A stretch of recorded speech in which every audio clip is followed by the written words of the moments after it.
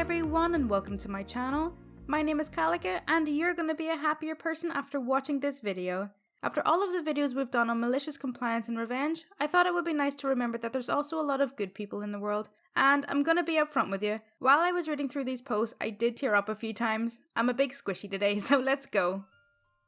When our son was about 6, we had some friends over and they brought their kids, who were about 9 or 10, older, rough and tumble boys. They went into my son's room and I heard the older boys notice a toy watch filled with candy. Older boys: "Hey, where'd you get that?"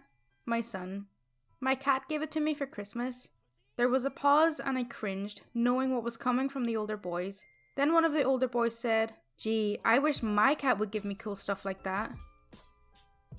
Today I was talking to my dad and I referred to myself as a son. I'm gender fluid, by the way. And he said, "Today's a Sunday, huh?" And I was like, "Yeah." And he was like, "Huh. I thought today was a Saturday, not a Sunday." And I just laughed for like 5 minutes. Diversity only makes dads stronger, more powerful. The dad jokes are evolving. My daughter went to my husband and said, "Dad, have you ever heard of Pokemon?" And I have never seen him so happy. He busted out all his old cards and is in full education mode. Just watched a flight attendant open a Twix and say quietly to herself, "Candy for Mandy." Hell yeah, Mandy, treat yourself. I got catcalled today. So I get home, right? My phone goes off and the caller ID shows it's my manager. I'm not entirely happy about this. See, I literally just got home. I answer anyway, and there's some weird static. I can't get my manager to answer me and I start to worry. I text her instead.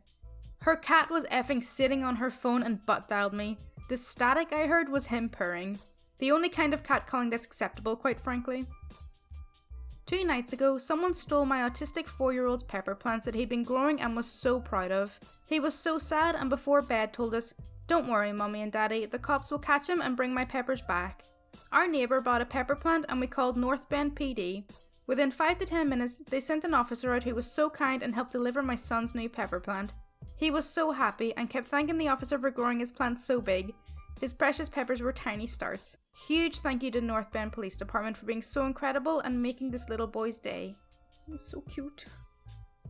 This guy got on the bus and just stared at me and Lulabelle on my lap for a solid 30 seconds, then goes, "Are you allowed to have dogs on the bus?"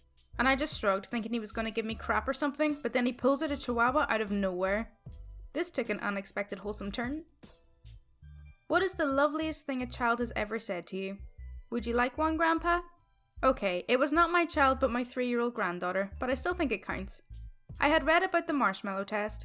You give a child a marshmallow and then say that if she, Lila in this case, could keep from eating it for 10 minutes, you'll give her a second. So I tried that test with my granddaughter. Not with marshmallows but with chocolate, which she likes much more. According to extensive experiments, children who pass the marshmallow test are far more successful in later life. They have learned a fundamental truth in life, that delayed gratification can lead to a far better long-term outcome. She sat and watched the chocolate. The 10-minute hourglass finally emptied and she had succeeded. She asked for her second piece of chocolate. I gave it to her, and she now had 2 in her hand. That's when she looked up at me and asked, "Would you like one, Grandpa?" Needless to say, from that moment on, I would readily give my life for her. That one got me a little bit. When I was 16, I took my family pet to the vet, found out he was terminally ill and never told anyone. I'm the eldest of 4 kids in a family of 6, and growing up we had a beautiful albino chinchilla named Dusty. Dusty was an awesome little pet to have as a kid, very sweet, never bit anyone, loved to cuddle and run around digging tunnels in the bed sheets. He had this really big cage in our guest bedroom that was connected to my room, and every time someone would walk past his cage, he would run to the gate hoping to be taken out. If you opened the gate, he would just hop right into your hand. Anyway, great pet. So about 3 days after I got my driver's license as a 16-year-old, I noticed that one of Dusty's eyes were tearing a little bit, which I hadn't seen happen before. Feeling like a brand new adult with my new driver's license, I decided to take it upon myself to bring him to the vet and see what was up. So I put him in a brown paper grocery bag with his favourite blanket, made some air holes, stapled it shut and strapped him into the passenger seat of my family's van. Fast forward maybe half an hour and I'm sitting in the vet's office holding Dusty, feeling like the most responsible adult ever. The vet is an exotic animals vet and takes a look at him and she asks to do an x-ray. So she sedates him a little, does the x-ray, hands him back to me and leaves the room. Adult level 9000 as I sit petting him until he wakes back up. So vet comes back in and sits next to me on the little bench in the checkup room and starts petting him in my lap. She's telling me how wonderful he is and how lucky I am to have such a great little pet. asking me my favourite memories of him, all this. So we're talking, and finally I ask something like, okay, so how much did chinchilla eye drops cost, because I've got to get going, and she smiles gently, saying something like, I wish eye drops could fix this. She gives me a hug and starts to explain. Dusty was not bred responsibly and had some kind of internal deformity involving the roots of his teeth putting pressure on his eyes and brain. This would eventually cause an early death. I couldn't believe it. I remember starting to cry and putting Dusty back in his grocery bag with his blanket and asking if the vet had a stapler I could use to close it again. I paid cash to the receptionist for my babysitting money and got in my car crying all the way home. When I got home, I sat in the car for a while in the garage trying to gather myself as Dusty chewed on the bag. Looking back, I'm not really sure why, but in the car I decided not to tell my family the news. The vet said Dusty wasn't in pain despite his tearing eye and we wouldn't have to put him down. She didn't know how long exactly he had left, but guessed maybe a year. I guess I figured I didn't want my family to be sad every time they played with him or passed by his cage knowing his time was limited. I wanted the rest of his little life to be normal. Eventually, I brought him back in the house and put him in his cage. I went later that day to Petco and bought rodent eye drops as a cover-up and proudly told my family that night how I brought Dusty to the vet to check his eye and lied saying the doctor gave me eye drops and told me eye irritation is common in chinchillas. Dusty lived 3 more years after that, 2 years longer than the vet had expected. He passed away just shy of his 10th birthday. On the morning he passed, I told my dad what had actually happened at the vet. He told me I was so much more of an adult than I knew.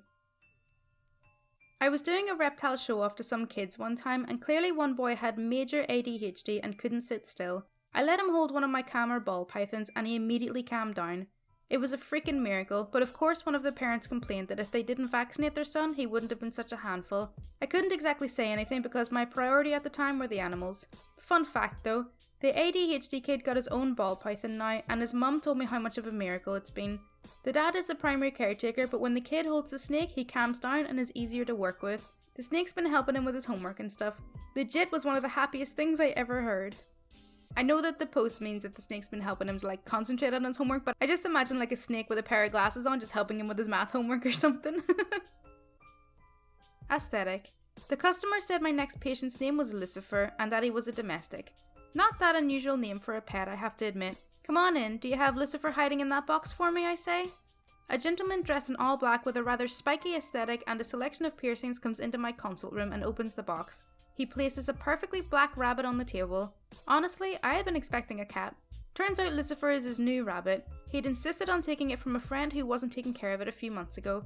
Lucifer, for his part, had decided the table was too scary and that his dad's leather-clad armpit was the best place to be.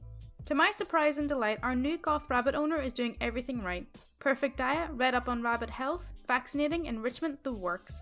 He even started a vegetable garden to grow treats for the rabbit, or as he put it, tributes for Lucifer. I love this. What is the kindest thing a stranger has done or said to you?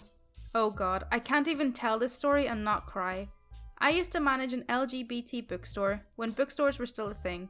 One night, a caller says he thinks he might be gay and is considering self-harm. We were not a crisis centre, but as long as we're talking, he's safe, right? So I talk to this guy and I answer questions, and I try to be encouraging and I'm maybe sounding a little frantic and I'm definitely ignoring the 4 to 5 customers in the store. And this angel of a woman puts her hand on my shoulder and asks for the phone. My turn, she says. And she, this 50-something lesbian, talks to this stranger on the phone and a line forms behind her. Every customer in that store knows that call, knows that feeling, and every person takes a turn talking to that man. That story comforts me so much to this day. A simple act of compassion almost moved me to tears. I am now in my first year of college and I've been suffering from pretty intense depression and anxiety for years. Some friends I made this year invited me to a party.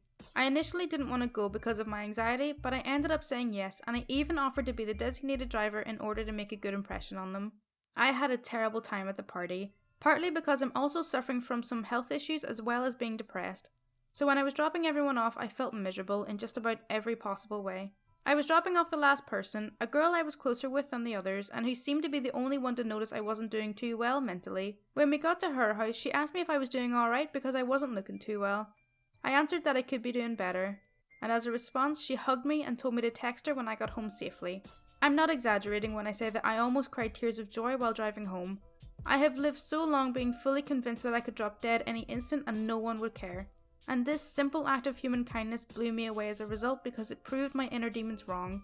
It was a simple gesture, but I thought it was one of the nicest things anyone has done for me in a long time. It absolutely made my day, and she'll never know just how happy it made me. I just needed to get this story off my chest. I hope the sub fits it well enough, but if you take anything away from this, it's that you should do something nice for someone today, no matter how insignificant. It might impact someone far more than you'll ever know. This is absolutely true, and it's so powerful as well. Even a smile from a stranger on a bad day, it makes you feel human. It makes you feel like someone has noticed you and that you're worthy of, I don't know, being here. But yeah, don't be afraid of smiling at strangers. Don't be afraid of making eye contact. Let them know that you see them and that they're worthy of existing. It sounds so stupid, but it's true. Australia's oldest man, 109, knits tiny sweaters for injured penguins. This is one of the ones that nearly made me cry. Look at the little penguins, look at the little man. Oh, it's so heartwarming and incredible. I wasn't thinking about downloading the app until I looked at how much you respond to people who review it. I've now tried the app and I think it's great, and your troubleshooting via responding to people is great. Keep at it.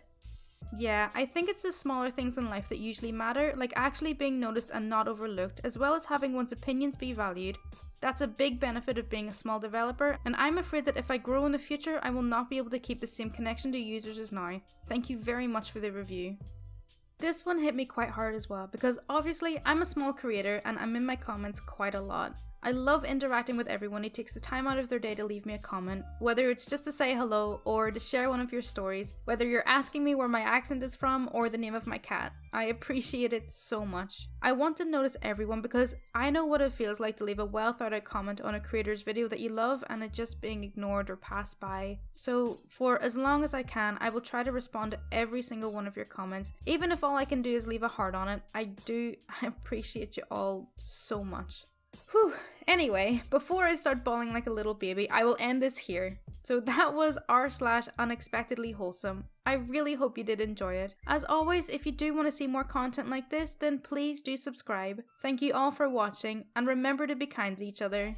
Bye!